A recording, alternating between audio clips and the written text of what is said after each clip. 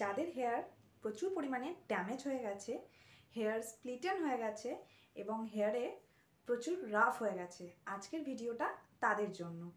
তো আমরা আজকে যে রেমেডিটা আমি তোমাদের সাথে শেয়ার করছি সেটা যদি তোমরা করতে পারো তাহলে 100% হেয়ার ফল থেকে তোমরা মুক্তি পাবে। তো hello friends, welcome back to my channel makeup beauty and health suggestion. আমি স্নেহা, আজকে অ্যানাদার ভিডিও নিয়ে চলে এসেছি। আজকের ভিডিওতে আমি তোমাদের সাথে শেয়ার করব হেয়ার টিপস। তো হেয়ার ফল কমানোর জন্য বা যাদের কালো চুল সাদা হয়ে যাচ্ছে কম বয়সে, তাদের জন্য আজকের রেমেডিটা খুব এফেক্টিভ হতে চলেছে। তো পুরো ভিডিওটা দেখো, তোমরা স্কিপ না করে পুরো ভিডিওটা কিন্তু দেখো। আর কিভাবে আমি আজকে এই ইনগ্রিডিয়েন্টসগুলো দিয়ে একটা হেয়ার প্যাক বানাচ্ছি সেটাও দেখে নাও। আর সবসময় কেমিক্যাল প্রোডাক্ট আমাদের স্কিন বলো হেয়ার বলো একদমই ভালো নয়। তো কেমিক্যাল প্রোডাক্ট ছেড়ে কিছু অর্গানিক প্রোডাক্ট আমরা যদি একটু পয়সা খরচা করে আনিয়ে নিতে পারি তাহলে আমরা অনেক ভালো রেজাল্ট পাবো। তো দেখে নাও আজকের ভিডিও। তো বন্ধুরা, আজকের রেমেডির প্রথমেই আমি নিয়ে নিয়েছি লিকার চা, আর তার সাথে মিশিয়ে নিচ্ছি হেনা পাউডার। দেখতে পেলে আমি তোমাদের সাথে শেয়ার করলাম অ্যাবস গুডনেসের আমি হেনা পাউডারটা ইউজ করছি। এটা ভীষণ এফেক্টিভ একটা প্রোডাক্ট আর এটা অর্গানিকও। তো আমি লিকার চায়ের সাথে হেনা পাউডারটাকে ভালো করে মিক্স করে নিলাম। ওভারনাইট আমি চায়ের লিকারের সাথে এই হেনা পাউডারটাকে ভিজিয়ে রেখে দেবো। এবার সকালবেলা উঠে তোমরা চাইলে এতে টক দই ও ডিমের কুসুমও দিতে পারো। আর তার সাথে আমি দিয়ে দিচ্ছি আমলা, রিঠা আর শিকাকাই পাউডার। এটাও অ্যাবস গুডনেসের। এই প্রোডাক্টটাও ভীষণ ভালো। তো আলাদাভাবে আমলা, রিঠা এগুলো তো চুলের জন্য ভীষণ ভালো।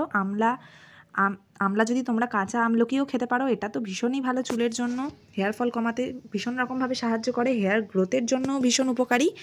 তো দেখতে পাচ্ছ বন্ধুরা, আমি এই ইনগ্রিডিয়েন্টসগুলো দিয়ে মিক্সচারটি বানিয়ে নিলাম। এবার আমি আমার হেয়ারে এটি অ্যাপ্লাই করব। তো দেখতে পাচ্ছ, এবার আমি এটিকে আমার হেয়ারে অ্যাপ্লাই করছি। তো ভালোভাবে আমি পুরো চুলের একদম গোড়া থেকে আগা পর্যন্ত লাগাবো। তো হাতের সাহায্যে বা ব্রাশের সাহায্যে তোমরা যেভাবে কমফর্টেবল সেইভাবেই ইউজ করো। আমি আমার হাত দিয়েই করছি, আমি হাত দিয়েই কমফর্টেবল।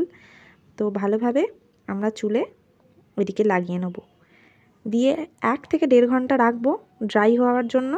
তারপর প্লেন জলে ধুয়ে নেবো। আর যেদিনকে হেনা লাগাবো, একদম ইম্পর্টেন্ট একটা কথা, সেদিন আমরা শ্যাম্পু করব না। তো কালারটা বা এই ইনগ্রিডিয়েন্টসগুলোর যে গুণাগুণগুলো সেগুলো যাতে আমাদের চুলে বসে, সেই জন্য দেখতে পাচ্ছ বন্ধুরা আমি কীভাবে অ্যাপ্লাই করছি আমার হেয়ারে। তো তোমরাও এইভাবে অ্যাপ্লাই করবে। আর যেদিনকে হেনা করবে তোমরা সেদিনকে শ্যাম্পু দেবে না, পরের দিন তোমরা শ্যাম্পু দেবে। তো এটাকে আমি ড্রাই হতে দিই, তারপর ওয়াশ করে আসছি।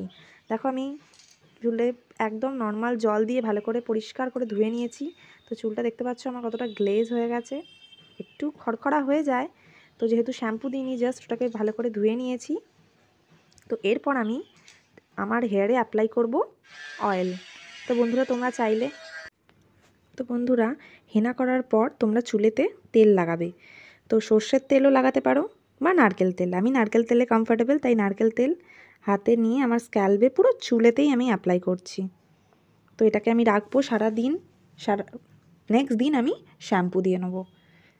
আর তোমাদের সাথে শেয়ার করব এই তেলটা আমার মেথির তেল, জবা ফুল দিয়ে আমি এই তেলটা তৈরি করেছি। তোমাদের সাথে এই তেল কীভাবে বাড়িতে আমরা এইরকমভাবে হেয়ার অয়েল বানাতে পারি সেই রেসিপি তোমাদের সাথে আমি একদিন শেয়ার করব।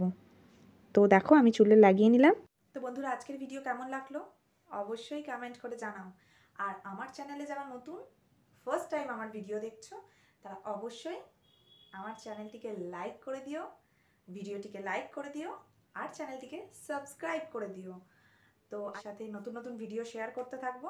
তো নতুন নতুন ভিডিওর নতুন নতুন beauty tips, hair tips and health tips জানতে আমার চ্যানেলে অবশ্যই চোখ রাখো। তো আজকের মতো এই পর্যন্ত, দেখা হচ্ছে নেক্সট ভিডিওতে। বাই।